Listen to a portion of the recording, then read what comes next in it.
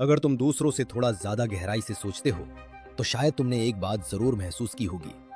जितनी ज्यादा तुम्हारी सोच गहरी होती जाती है उतना ही ज्यादा लोग तुम्हें गलत समझने लगते हैं। तुम ऐसे सवाल पूछते हो जिनके बारे में बाकी लोग कभी सोचते भी नहीं। तुम भीड़ का हिस्सा बनने के बजाय चीजों को अपने नजरिए से देखना चाहते हो, लेकिन सोसाइटी को अक्सर ऐसे लोग पसंद नहीं आते जो उनसे अलग सोचते हैं। इसलिए तुम्हें ओवर थिंकर, अजीब या असामाजिक कह दिया जाता है। धीरे धीरे तुम्हें महसूस होने लगता है कि तुम लोगों के बीच होकर भी उनसे जुड़े हुए नहीं हो, जैसे तुम्हारे और बाकी दुनिया के बीच कोई इनविजिबल दीवार खड़ी हो। लेकिन क्या तुमने कभी सोचा है कि ऐसा क्यों होता है? क्या सच में समस्या तुम्हारे अंदर है, या फिर सोसाइटी हमेशा से उन लोगों को गलत समझती आई है जो उससे अलग सोचने की हिम्मत रखते हैं? अगर हम अतीत की तरफ नजर डालें तो पाएंगे कि दुनिया के कुछ सबसे बुद्धिमान और प्रभावशाली लोगों ने भी इसी टकराव का सामना किया था। जो तुम आज महसूस कर रहे हो, वही अकेलापन, वही दर्द, वही गलत समझे जाने का एहसास उन्होंने भी कभी महसूस किया था। और इसी एहसास को समझने के लिए चलो तुम्हें एक ऐसी कहानी सुनाता हूं जो 2400 साल पहले शुरू हुई थी। आज से करीब 2400 साल पहले सोक्रेट्स नाम का एक आदमी एथेंस की गलियों में घूमता था। वो कोई राजा नहीं था, ना उसके पास दौलत थी, ना कोई सेना, लेकिन उसके पास एक खतरनाक चीज थी, सोचने की क्षमता, डीप थिंकिंग। वो लोगों से अजीब सवाल पूछता था। उसके सवाल बहुत गहरे विचारों वाले थे। तुम जो सही मानते हो, क्या वो सच में सही है? क्या तुम अपनी जिंदगी खुद जी रहे हो या भीड़ की नकल कर रहे हो? ये वो सवाल थे जो सोक्रेट्स एथेंस की गलियों में लोगों से पूछता था। शुरुआत में सब कुछ ठीक था, लोगों को उसकी बातें दिलचस्प लग रही थी, लेकिन धीरे धीरे उसी शहर ने उससे डरना शुरू कर दिया। क्योंकि सच ये है, सोसाइटी को वो लोग पसंद नहीं आते जो उन्हें सोचने पर मजबूर कर दे। लोगों ने उसे अजीब कहा, खतरनाक कहा, यहां तक कि युवाओं का दिमाग खराब करने वाला भी कहा। फिर एक दिन उसे अदालत के सामने खड़ा कर दिया। तुम्हें मालूम है उसका अपराध क्या था? लोगों को अलग तरीके से सोचने पर मजबूर करना। अदालत ने उसे एक मौका दिया। अगर वो अपनी बातें छोड़ दे, सवाल पूछना बंद कर दे, तो उसे माफ किया जा सकता है। लेकिन उसने इस बात से साफ इनकार कर दिया, क्योंकि कुछ लोग अकेले स्वाभिमान से मरना स्वीकार कर लेते हैं, लेकिन भीड़ की तरह जीना नहीं। और आखिर में सोक्रेट्स को जहर पीने की सजा दे दी गई। अब सोचो, जिस इंसान को उस समय की सोसाइटी ने खतरनाक समझा था, आज पूरी दुनिया उसे इतिहास के सबसे महान फिलोसफर्स में गिनती है। और शायद यही चीज इतिहास बार बार साबित करता है। जो लोग दुनिया को अलग नजरिए से देखते हैं, उन्हें पहले गलत समझा जाता है, फिर रिजेक्ट किया जाता है और बहुत बाद में समझा जाता है। और शायद यही वजह है कि तुम धीरे धीरे लोगों से दूर होने लगते हो, क्योंकि एक समय के बाद तुम्हें लोगों की बातें नहीं, उनकी सच्चाई दिखने लगती है। तुम नोटिस करते हो कि ज्यादातर लोग सोचते कम हैं और बस वही मानते हैं जो उन्हें बचपन से बताया गया है। वो सवाल नहीं पूछते, क्योंकि सवाल पूछना कंफर्टेबल नहीं होता। और शायद यही वजह है, जब तुम भीड़ से अलग सोचते हो तो लोग तुम्हें समझने की कोशिश नहीं करते, बल्कि तुम्हें गलत साबित करने की कोशिश करते हैं, क्योंकि तुम्हारी मौजूदगी ही उन्हें उनकी सुपरफिशियल जिंदगी का एहसास कराने लगती है। तुमने कभी एक चीज नोटिस की है? लोग तुम्हारे आसपास है, लेकिन तुम्हारे जैसे नहीं है। तुम कॉन्वर्सेशंस के बीच में भी मेंटली डिस्कनेक्टेड महसूस करते हो, क्योंकि जहां लोग गॉसिप में इंटरेस्टेड है, वही तुम्हारा दिमाग जिंदगी, मीनिंग, फ्यूचर और रियलिटी जैसी चीजों में उलझा रहता है। और धीरे धीरे तुम्हें एहसास होने लगता है कि इस दुनिया में सबसे पेनफुल चीज अकेलापन नहीं है। सबसे पेनफुल चीज है ऐसे लोगों के बीच होना जो तुम्हें समझ ही नहीं पा रहे हैं। और आज सोसाइटी की सबसे बड़ी समस्या यही है। ये लोगों को सच से ज्यादा कंफर्ट पसंद है। लोग वो नहीं बनना चाहते जो वो सच में है, वो सिर्फ वो दिखाना चाहते हैं जिसे दुनिया एक्सेप्ट कर ले। इसीलिए आज हर एक इंसान एक इनविजिबल मास्क पहनकर जी रहा है। कोई सोशल मीडिया पर फेक हैप्पीनेस दिखा रहा है, तो कोई कूल बनने की एक्टिंग कर रहा है। और धीरे धीरे पूरी दुनिया एक परफॉर्मेंस बन चुकी है। लेकिन समस्या तब शुरू होती है जब तुम ये सब नोटिस करने लगते हो, जब तुम्हें लोगों के वर्ड्स नहीं, उनकी रियलिटी दिखने लगती है। तुम नोटिस करते हो कि लोग सच बोलने से ज्यादा फिट इन होने में इंटरेस्टेड है। वो भीड़ के खिलाफ नहीं जाना चाहते, क्योंकि इस दुनिया में एक्सेप्टेंस की कीमत अक्सर इंडिविजुअलिटी होती है। और इसी वजह से मॉडर्न सोसाइटी को डीप थिंकर्स अनकंफर्टेबल लगने लगते हैं, क्योंकि तुम सिर्फ वो नहीं देखते जो तुम्हें दिखाया जा रहा है, तुम उसके पीछे छुपी सच्चाई भी देखने लगते हो। और सच ये है, सोसाइटी को हमेशा ऐसे लोग चाहिए जो बिना सवाल किए चलते रहें, जो ट्रेंड्स फॉलो करें, जो भीड़ की तरह सोचे, जो ज्यादा गहराई में ना जाए। लेकिन जिस दिन कोई इंसान खुद से डीपली सोचना शुरू कर देता है, उसी दिन से वो सोसाइटी और मॉडर्न वर्ल्ड के लिए कन्वीनियंट नहीं रहता। तुमने ये चीज रियल लाइफ में भी नोटिस की होगी। जब किसी ग्रुप में सब लोग एक ही इंसान का मजाक उड़ा रहे होते हैं तो ज्यादातर लोग बिना सोचे भीड़ के साथ हंसने लगते हैं। लेकिन अगर तुम उस वक्त उन लोगों के सामने एक सवाल खड़ा कर दो, अगर कल यही चीज तुम्हारे साथ हो तो अचानक माहौल ऑकवर्ड हो जाता है, क्योंकि लोग एम्पैथी से ज्यादा एक्सेप्टेंस चाहते हैं। उन्हें ऐसा सवाल बिल्कुल नहीं चाहिए जो उन्हें सोचने पर मजबूर कर दे। उन्हें सही होना उतना जरूरी नहीं लगता जितना ग्रुप का हिस्सा बने रहना। और शायद यही चीज डीप थिंकर्स को समाज से अलग कर देती है, क्योंकि तुम भीड़ को देखकर उसमें खो नहीं जाते हो, तुम उसे ऑब्जर्व करने लगते हो।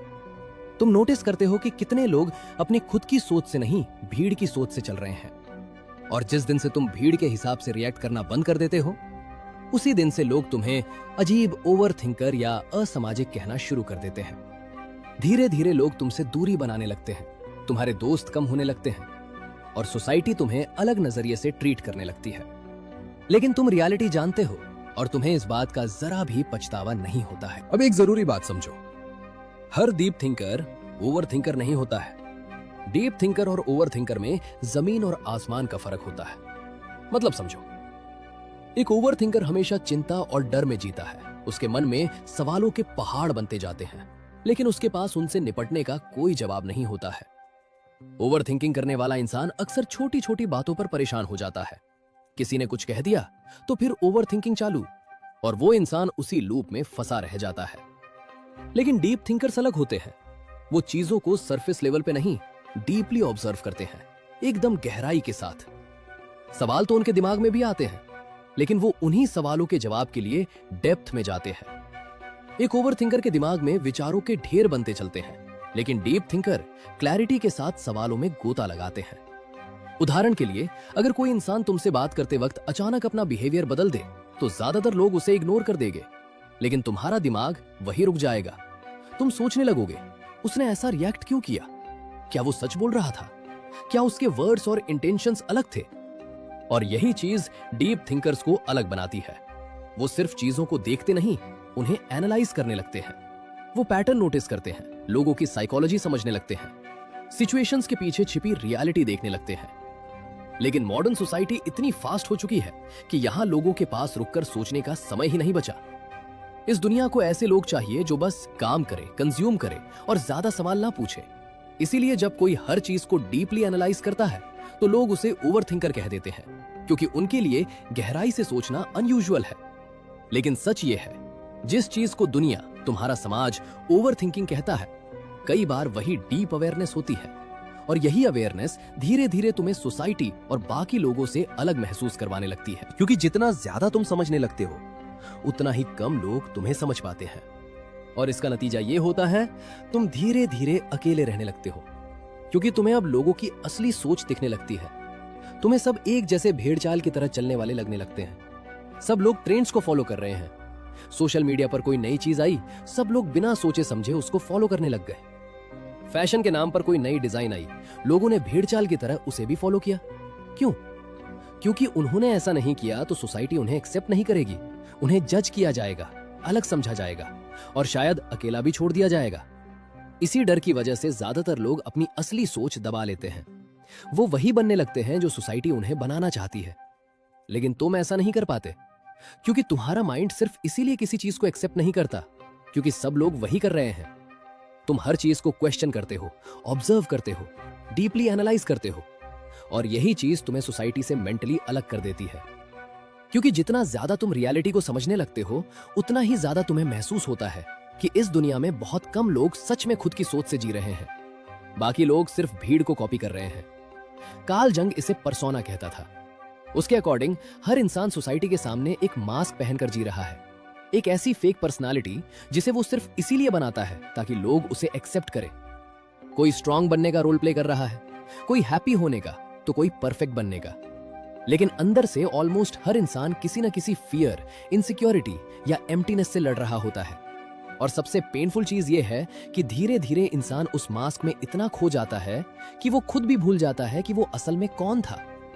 और जब तुम लोगों को डीपली ऑब्जर्व करने लगते हो तो तुम्हें उनके वर्ड्स नहीं, उनके पीछे छिपे हुए मास्क्स दिखने लगते हैं। और तभी धीरे धीरे तुम्हें एहसास होता है कि इस दुनिया में बहुत कम लोग हैं जो खुद बनकर जी रहे हैं। और अंत में तुम पाते हो कि तुम्हारी मानसिकता को समझने वाले लोग यहां है ही नहीं, या है भी तो बहुत कम। और धीरे धीरे तुम अकेले रहना शुरू कर देते हो, क्योंकि जितना ज्यादा तुम इस दुनिया को समझने लगते हो उतना ही ज्यादा तुम इस दुनिया से डिस्कनेक्ट होने लगते हो। लेकिन डीप थिंकर्स की सबसे बड़ी ताकत भी यही होती है, क्योंकि जब एक बार तुम्हारे इल्यूजन्स टूट जाते हैं तब तुम पहली बार दुनिया को वैसे देखना शुरू करते हो जैसी वो सच में है। हाँ, ये पेनफुल है, क्योंकि अब तुम्हें लोगों की फेक स्माइल्स दिखने लगती हैं, फेक कनेक्शंस दिखने लगते हैं। तुम समझने लगते हो कि ज्यादातर लोग सच में खुश नहीं हैं, बस खुश दिखने की कोशिश कर रहे हैं। और यही अवेयरनेस धीरे धीरे तुम्हें अकेला करने लगती है, क्योंकि इंटेलिजेंट लोग सिर्फ जिंदगी जीते नहीं, उसे ऑब्जर्व भी करते हैं। जब बाकी लोग किसी मोमेंट में खोए होते हैं, तुम्हारा माइंड उस मोमेंट को एनालाइज कर रहा होता है। कौन रियल है, कौन फेक है, कौन सिर्फ अटेंशन चाहता है। धीरे धीरे तुम्हारा माइंड हर चीज के पीछे की रियलिटी देखने लगता है।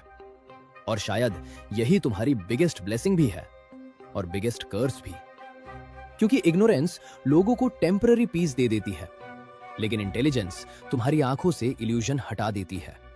फिर तुम भीड़ में रहकर भी भीड़ जैसे नहीं रह पाते। और यही चीज तुम्हें मेंटली स्ट्रॉन्गर भी बनाती है, क्योंकि इंटेलिजेंट लोग सिर्फ दुनिया को नहीं समझते, धीरे धीरे खुद को भी समझने लगते हैं। उन्हें एहसास हो जाता है कि रियल स्ट्रेंथ फेक हैप्पीनेस में नहीं, बल्कि रियलिटी को एक्सेप्ट करने में है। और शायद इसलिए डीप थिंकर्स अक्सर अकेले जरूर होते हैं, लेकिन वही लोग दुनिया को सबसे डीपली अंडरस्टैंड भी करते हैं। इसलिए अगर तुम्हें लगता है कि तुम हर चीज को जरूरत से ज्यादा फील करते हो, हर चीज को डीपली एनालाइज करते हो, तो ये तुम्हारी वीकनेस नहीं है, यही तुम्हारी इंटेलिजेंस की कीमत है।